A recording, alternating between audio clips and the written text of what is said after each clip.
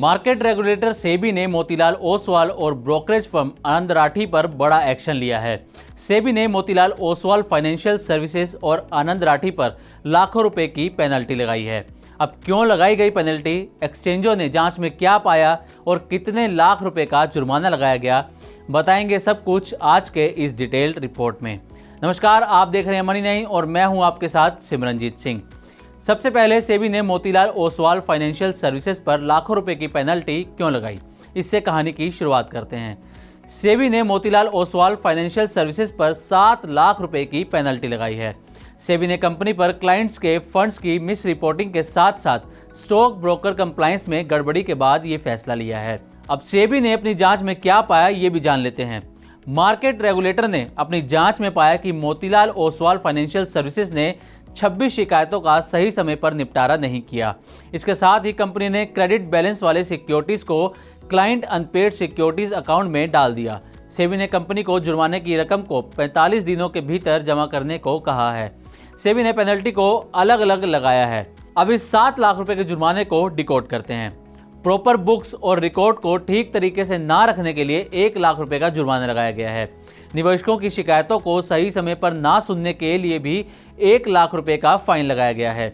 इसके साथ ही non compliance के लिए कंपनी पर 5 लाख रुपए की पेनल्टी लगाई गई है। अब सेबी के जांच का ड्यूरेशन क्या रहा, ये जानिए। सेबी ने पूरी जांच अप्रैल 2021 से लेकर जून 2022 की अवधि के दौरान किए गए लेन देन पर की है। अब सेबी ने अपनी जांच में क्या पाया, ये भी जानिए। सेबी ने अपनी जांच में पाया कि कंपनी ने निवेशकों के पैसे भी रिलीज नहीं किए। मोतीलाल ओसवाल फाइनेंशियल सर्विसेज में जून 2022 में 39 लोगों ने ट्रेड किया, लेकिन कंपनी ने उनके अकाउंट को इनएक्टिव करार देते हुए उनके फंड को साइड कर दिया था और जांच में पाया गया कि कंपनी ने उन अकाउंट को अलग रखने के लिए जो कारण बताए थे वो बिल्कुल गलत निकले। सेबी ने कहा कि मोतीलाल ओसवाल एक रजिस्टर्ड कंपनी है, इसलिए कंपनी को सेबी के नियमों का पालन करना चाहिए था। कंपनी ने ऐसा नहीं किया, इसीलिए उस पर 7 लाख रुपए का जुर्माना लगाया गया है। अब आते हैं ब्रोकरेज फर्म आनंद राठी पर। सेबी ने ब्रोकरेज फर्म आनंद राठी पर नियमों के उल्लंघन के मामले में बड़ी कार्रवाई की है।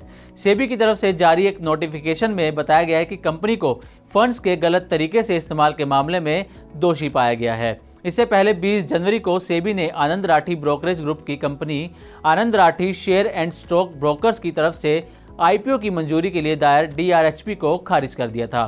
कंपनी ने पिछले दिसंबर में आईपीओ के लिए ड्राफ्ट रेड हेयरिंग प्रोस्पेक्टस यानी डीआरएचपी जमा कराया था, लेकिन बाजार नियामक सेबी ने बिना कोई कारण बताए कंपनी के आईपीओ आवेदन को खारिज कर दिया था। अब 10 दिन बाद कंपनी के खिलाफ फंड्स के दुरुपयोग के मामले में कार्रवाई की गई है। बता दें कि सेबी का ये आदेश सेबी स्टॉक एक्सचेंजों और डिपॉजिटरी की तरफ से मिलकर 25 नवंबर 2021 से 15 दिसंबर 2021 के दौरान की गई जांच के नतीजों के आधार पर आया है। बीएसई, एनएसई और डिपॉजिटरी ने रजिस्टर्ड स्टॉक ब्रोकर के तौर पर Anand Rathi shares and stock brokers limited की अकाउंट बुक और अन्य रिकॉर्डों की जांच की, जिसमें सामने आया कि फर्म ने फंड्स का गलत तरीके से इस्तेमाल किया है। अब फंड्स का कैसे गलत इस्तेमाल हुआ, इसको आसान भाषा में समझिए। एक्सचेंजों और डिपॉजिटरी की तरफ से की गई जांच के आधार पर सेबी ने अपनी जांच में पाया कि ब्रोकरेज फर्म ने क्रेडिट बैलेंस क्लाइंट के फंड का इस्तेमाल डेबिट बैलेंस क्लाइंट को रकम चुकाने या अपने खुद के काम के लिए किया है। सेबी के नियमों के मुताबिक कोई भी ब्रोकर किसी क्लाइंट के क्रेडिट फंड का इस्तेमाल किसी दूसरे उद्देश्य के लिए नहीं कर सकता। सेबी की जांच के मुताबिक दुरुपयोग की गई राशि 22.07 लाख से 16.36 करोड़ के बीच में रही है। जांच की अवधि के दौरान ब्रोकरेज फर्म ने कई बार इस तरह नियमों का उल्लंघन कर क्लाइंट के क्रेडिट बैलेंस का इस्तेमाल दूसरे क्लाइंट्स के डेबिट ऑब्लिगेशन पूरा करने में किया। बता दें, सेबी ने जांच में ब्रोकरेज फर्म को फंड के गलत इस्तेमाल का दोषी पाए जाने के बाद 5 लाख रुपए का जुर्माना लगाया है। इसके साथ ही 45 दिन के भीतर ये जुर्माना जमा करने के लिए कहा गया है। अगर फर्म इस आदेश का पालन नहीं करती है तो सेबी की तरफ से और कठोर कार्रवाई की जा सकती है। शुरू हो गया बजट काउंटडाउन। एक तरफ ग्रोथ, दूसरी तरफ महंगाई, सरकार के सामने चुनौतियां हजार। इनकम टैक्स पर उम्मीदें कर दो पूरी सरकार, बाजार की भी दिक्कतें सुलझा दो सरकार। सरकार के ऐलान और शेयरों में हलचल, शेयरों में हो रहा हर दिन नुकसान। आपकी उम्मीदें और सरकार का एक्शन, अपना घर हो जाए, कुछ ऐसा कर दो जुगाड़। बजट का सबसे पहले मिलेगा एनालिसिस। मनी 9 पर होंगे बड़े एक्सपर्ट जो सबसे पहले आपके लिए करेंगे बजट को डिकोड।